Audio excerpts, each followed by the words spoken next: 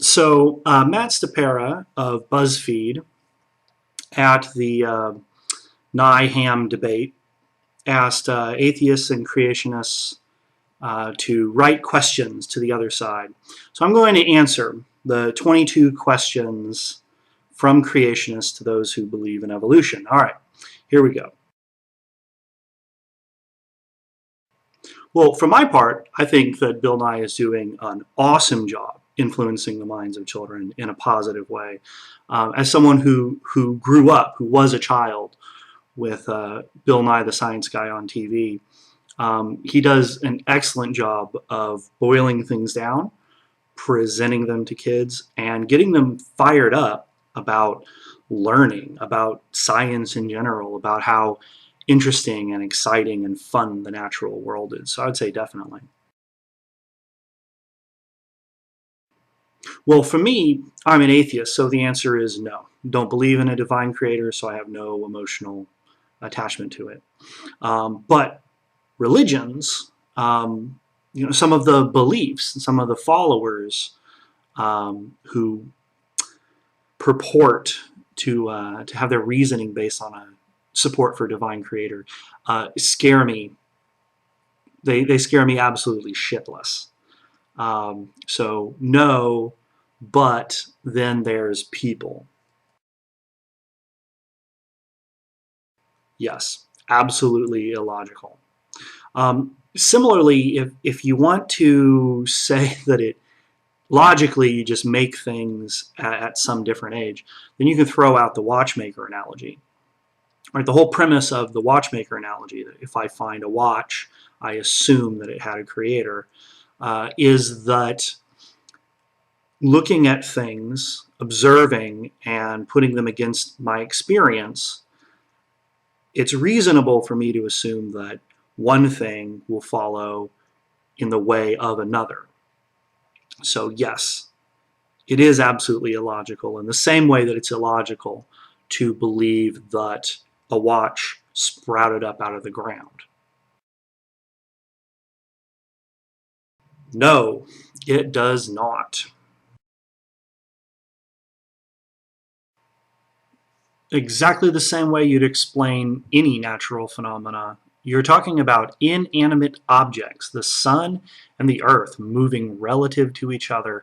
Their movement defined by physical forces, gravity.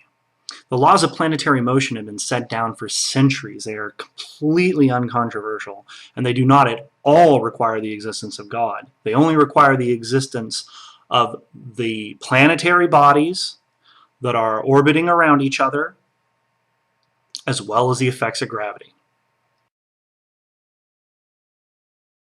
They don't. So this one's interesting. I had to look up Noetics. It's the study of how human thought might influence physical reality. Personally, I feel that it's just pseudoscience.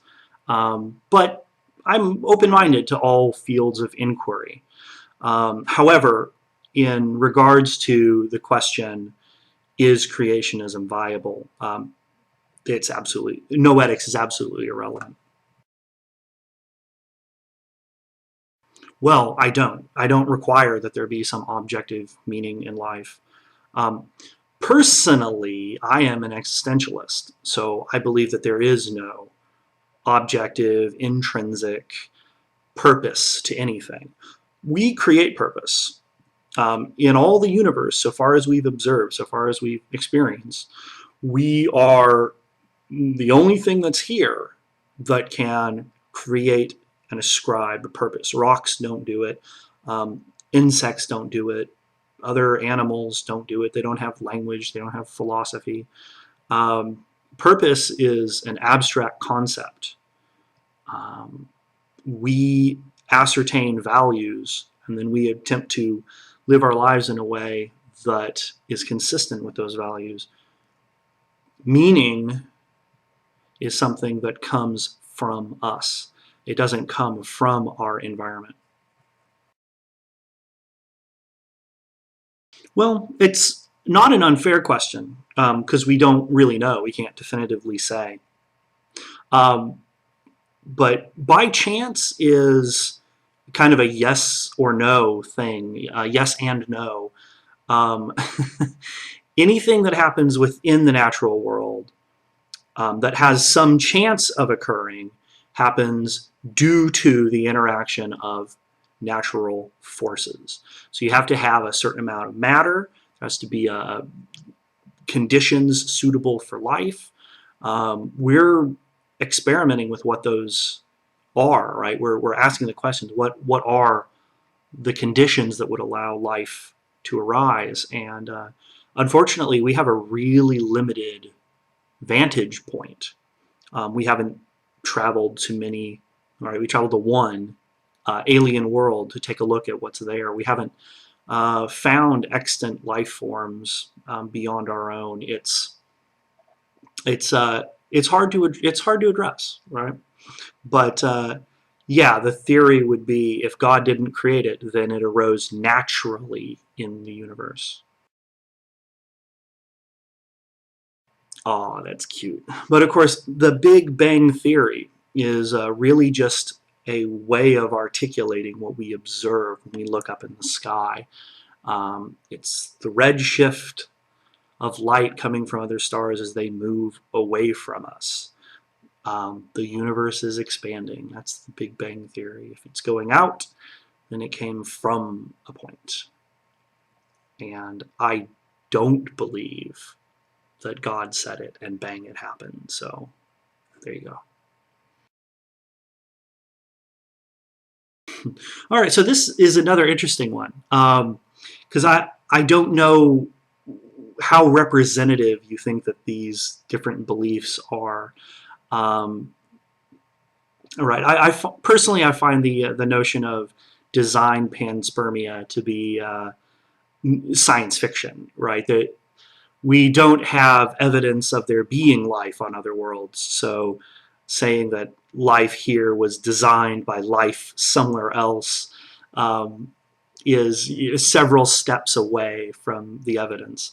But I do think that it is far more reasonable to assume an entity such as ours having the capability of manipulating the building blocks of life, something that we are capable of doing, and just taking that to its logical conclusion, to its next reasonable step. Right? You develop sort of proto-organisms that are arranged molecularly in a way that they will adapt quickly to different environments, and then shoot them out through time and space. But yeah, I mean, it's not a really viable theory, galactic panspermia. But I do find it to be more reasonable to assume that something like us, right? Because we've observed us, we know we exist, so something like us existing somewhere else is a lot more reasonable than some supernatural divine creator that is in no way like anything that we observe or experience in the material universe. There are hundreds of in-betweens. I don't know who is telling you that there's only Lucy and that's it. There are no other so-called transitional forms between ape and man. No, there are hundreds of examples. Um, and interestingly, more interesting to me than the gaps in the fossil record are the gene sequencing that show us how closely related, just how far apart we are from other extant primate species. Um, so you're wrong in the premise of your question.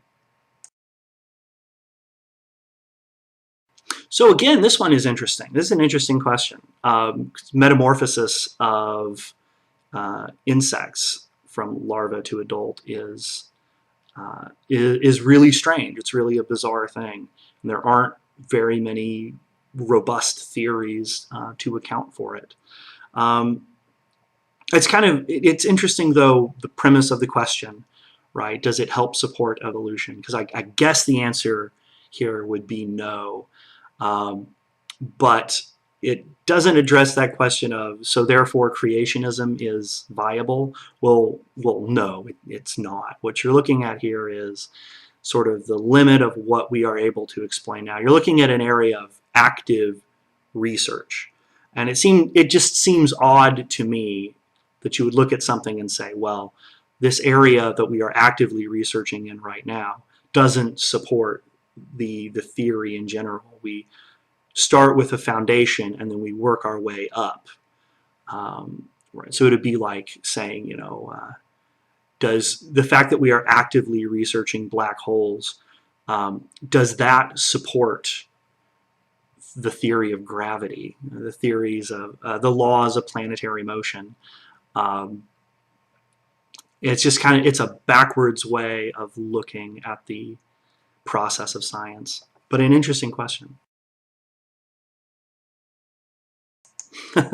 This one's funny to me because I would reverse it, right? If the Bible is only a theory, such as evolution, then why does your religion teach it as fact?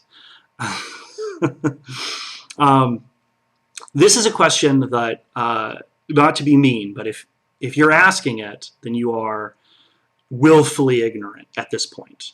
This is one of those really basic questions that's been asked over and over again, and it's been explained over and over again. You're just not using the word theory correctly. Your definition of science is completely incorrect. In order for something to be science, it has to some way be testable. You start with a hypothesis, you ask a question, you design an experiment to test it, you observe the results, and if they're not repeatable, then they are not science. So I don't understand the second half of your question, because the first half of your question is simply incorrect. This question is really interesting. Okay, the premises don't line up. An increase in genetic information, the evolutionary processes that do that are evolutionary processes. Genetic mutations, adaptation to environment. We can take DNA of human beings, right, and do a comparison of the difference in single nucleotide polymorphisms, just the coding of the DNA between me and my ancestors, and we'll see a rate of change, right? The term's called genetic drift. And we see that organisms simply change over time and simply what they do. And this results in increasing complexity because of sexual reproduction. Now, in terms of single-celled organisms, it's even more interesting because they go through generations so rapidly. We can just observe that bacteria that didn't have the ability to do something before now have that ability. It just happens just by keeping them in their environment. And another mechanism that's really fascinating to see is when you infect organisms with viruses. The viruses which are DNA, which are genetic information, just add their genetic information to those organisms. So for example, viruses that can swim injected into bacteria that can't swim. Right. The results of the experiment will be that a large portion of the bacteria will die. The bacteria that survive now have the ability to swim. So yeah, that I think the premise of the question itself defeats the question itself. Right, the answer to your riddle is right there in the question that you've asked.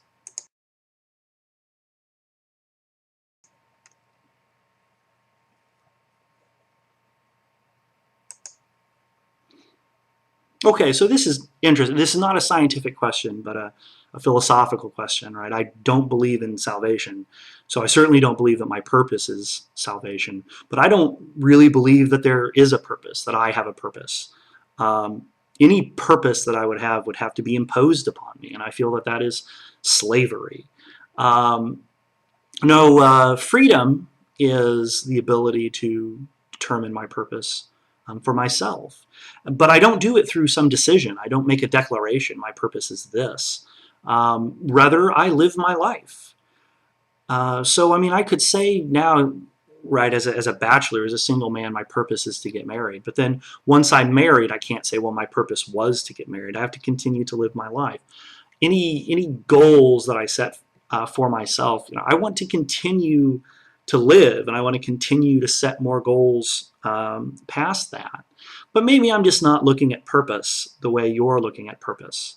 But I certainly don't believe that my life can only have a purpose or a meaning or be viable by setting a goal for something that can only happen intangibly once I've died. I just don't see the world that way.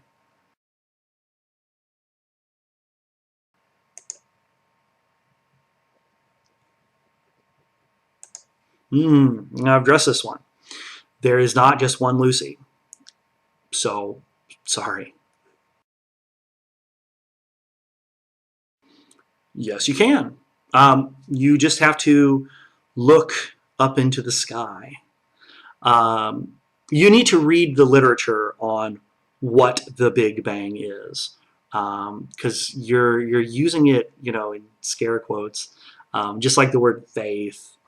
Yeah, it takes no more faith to believe in the Big Bang than it does to believe in electricity. Well, I agree. The world is amazing. The world is definitely an amazing place, and I get very excited um, by going out into it, by meeting the people who are in it, by reading about it. Yeah, absolutely, the world is amazing. But the question of how can you look at it and not see, not believe that someone created it or thought of it or something, I don't think that that's necessary. I think it's just as amazing, perhaps more amazing, that the world happens on its own, that it emerges through time and space and doesn't require someone standing over it, looking at it, planning out everything that happens. I think it's quite amazing that there's a system where all of this, including us, could arise on its own. I think that's amazing.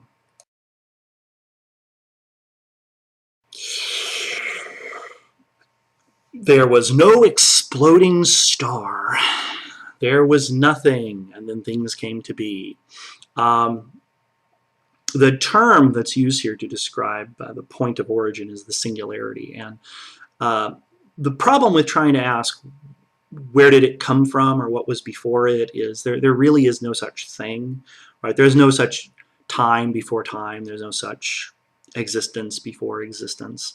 Um, Rather, you have the ability to observe the effects of the Big Bang, of the moment after the singularity. The closer you get to the singularity, the less you're looking at something that looks like observable reality, the less you can actually um, describe that. And perhaps that will change. Perhaps that will improve as our technology, our observational techniques improve. But if you want some kind of an explanation apart from religious fiat, you might want to look into string theory, look into M theory, um, where you have the notion of different bubbles, different whole dimensions, some made purely of energy, colliding into each other, overlapping each other. There are some theories even that the existence that we have, the world that we live in, is not just one multidimensional framework, but more than one, with energy bleeding in from other kinds of dimensions. Um, but just sticking to sort of classical observational science, there was no exploding star. That's not what the Big Bang is. If you came from your father, then why is your father still here?